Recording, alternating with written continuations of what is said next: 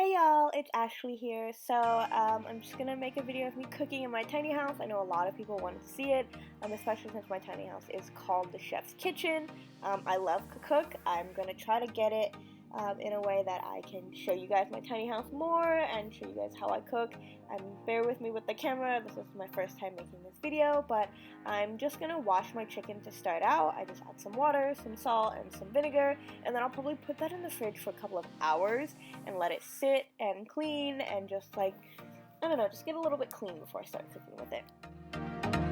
So while I wait, I'm just going to get my vegetables all prepared. I have a regular yellow onion, and then I have some green onions, and I'm gonna cook with a bell pepper as well, a red bell pepper. I am just using whatever I have in my fridge. I use all kinds of onions. It just depends on which ones I feel like buying. At this point, I have yellow. Red onions are my favorite, but they don't really go with every dish, so I don't buy them as often. But here I just used a quarter of an onion because I just had half of one left, so I just used half of that. And then I'm going to cut up a green onion. Oh God, I can't even talk. I'm going to cut up a green onion and use that as well because I really like the different taste this onion can add. And then, the bell pepper.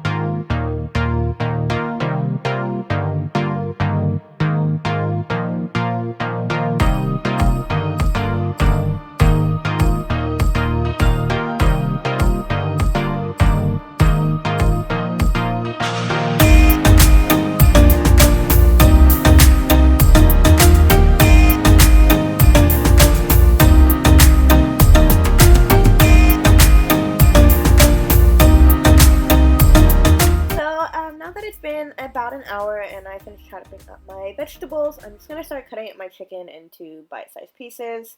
You know how it is, just making sure my chicken's ready for me to be cooking it. I don't really like chicken with bones in it because I am lazy and I hate taking that stuff off. If my chicken has skin on it, I sometimes just give it to my dogs. I don't really eat with the skin on. It's just a lot of extra work for me. I'm, like I said, lazy when it comes to cooking. I try to take the easy way out when I can. And yes, I know I should be using 2 cutting boards, one for meat, one for vegetables. I just currently don't have 2 at the moment, but I would say if you're going to cook, try to use 2, one for meat, one for vegetables, even a separate one for fruit if you're going to put meat and fruit together, because it can lead to a lot of cross-contamination. Because it's just me, I am fortunate enough it hasn't happened yet, but I will be getting another cutting board soon.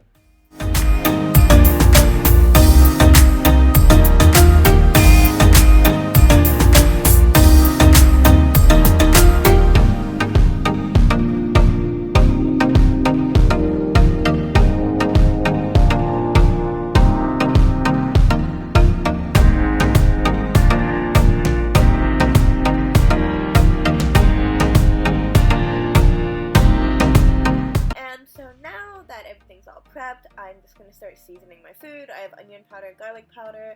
I'm going to add some adobo because I think that makes everything taste great. My sisters always tell me all of my food tastes exactly the same, and that is probably why. And then after I add those 3 seasonings, I add all the vegetables because I like everything to sit and mix together for a little bit. And I started using garlic and ginger paste. I didn't realize how good ginger paste was in a lot of my food, and so I started using it, so I add some of that. And the dish I'm making today, I'm making some tandoori chicken, but the problem is I don't like spicy things. I don't like things too spicy, so I started adding some Greek yogurt, or sometimes I use vegan mayonnaise when it's easy for me to get, but without that, I just have to make do. But I use the Greek yogurt, and then I use some of my tandoori seasoning, and I'm just going to mix it up and just get it all coated on every single piece of meat and the vegetables, just to make sure that everything has a good taste and a good flavor. So I'm going to put the meat in the fridge just to season for about an hour, and then I will come back and start cooking.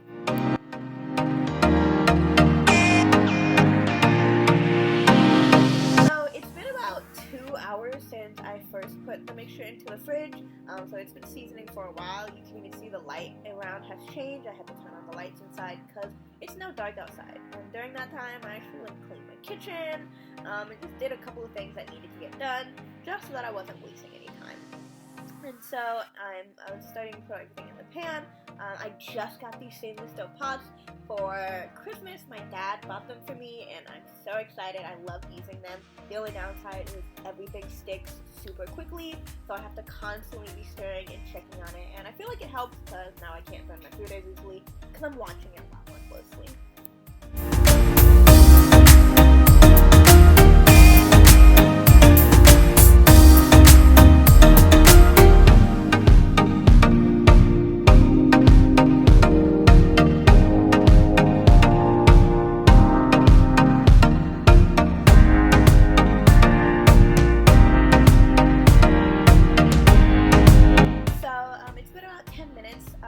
Being on the stove, and it's been on medium heat, and the liquid in the pot is starting to boil, so I got the cover, and I'm just constantly going back every couple of minutes, every 5 minutes, checking on the pot, stirring it, making sure everything's good.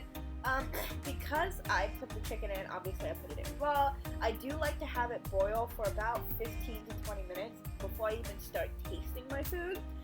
But after it boils for a while, and I feel like my chicken is thoroughly cooked to the point where I won't get salmonella from just tasting it, I start seasoning and adding more seasoning how I see fit. I added a little bit more adobo, I add some salt, just to taste and to make sure that the food isn't flavorless, because we don't want to eat that.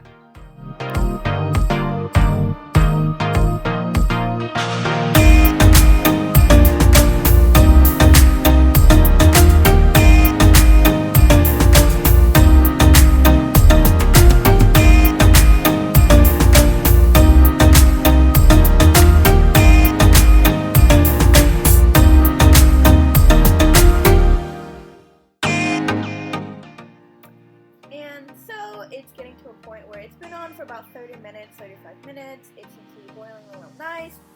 When my liquid in the pot seems to be a little too thin, I do like to add cornstarch. It does help thicken it up a lot, and I do like a really thick kind of stew gravy. I don't like my rice to be soaking everything up too much, and I'm just going to turn off the heat, and I'm pretty much done. This is my final result. And so I just want to thank you guys for watching. I will try to do a little bit more of these videos in the future, so stay tuned. Bye!